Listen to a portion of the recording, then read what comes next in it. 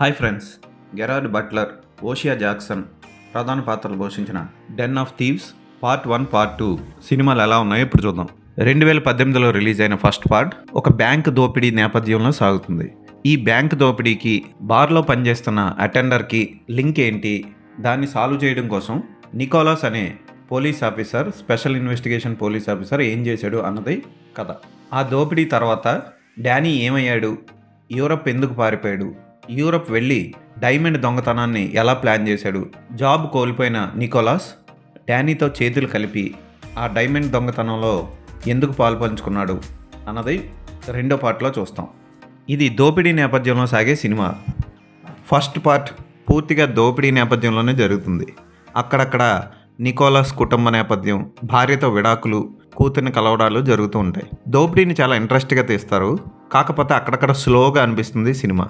ఈ part 1 Telugu dubbing కూడా ఈ మధ్య రిలీజ్ అయింది, కానీ తెలుగు డబ్బింగ్ చాలా నాసిరకంగా ఉంటుంది. కార్టూన్ నెట్వర్క్లోను, నిక్లోను కార్టూన్లకి డబ్బింగ్ వాయిస్ ఆర్టిస్టులతో డబ్బింగ్ చెప్పించారు. దాని ఫలితం నికోలస్ క్యారెక్టర్ మాట్లాడుతున్నప్పుడల్లా మనకు కార్టూన్లా అనిపిస్తుంది. నేను వచ్చేసా, నేను ఈరోజు ఇస్తాను, మీకు నేను ఏది కావాలో చెప్పండి, ఈ టైపులో ఉంటుంది వాయిస్. పార్ట్ 2 మాత్రం ఇంకా తెలుగు డబ్బింగ్ రాలా. పార్ట్ 2 చాలా లావిష్గా, అద్భుతంగా, భారీగా తీశారని చెప్పొచ్చు. ఎవిన్ అహ్మద్ గ్లామర్ని చూపిస్తుంది పార్ట్ 2లో. యాక్టింగ్ కూడా అదరగొడుతుంది.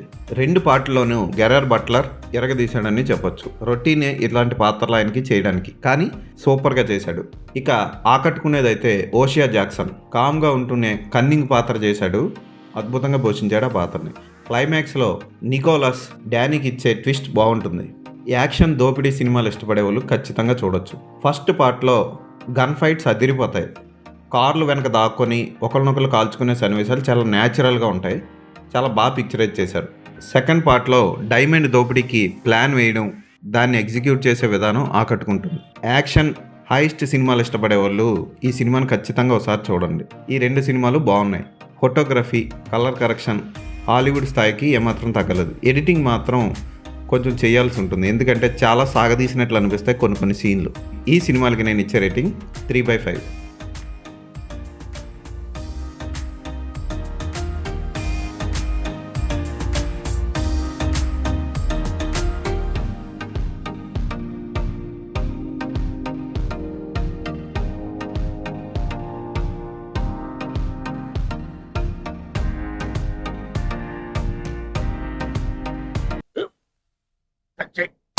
మన స్కూల్ బెంచ్ లాగా ఎంత గట్టిగా ఉందోరా.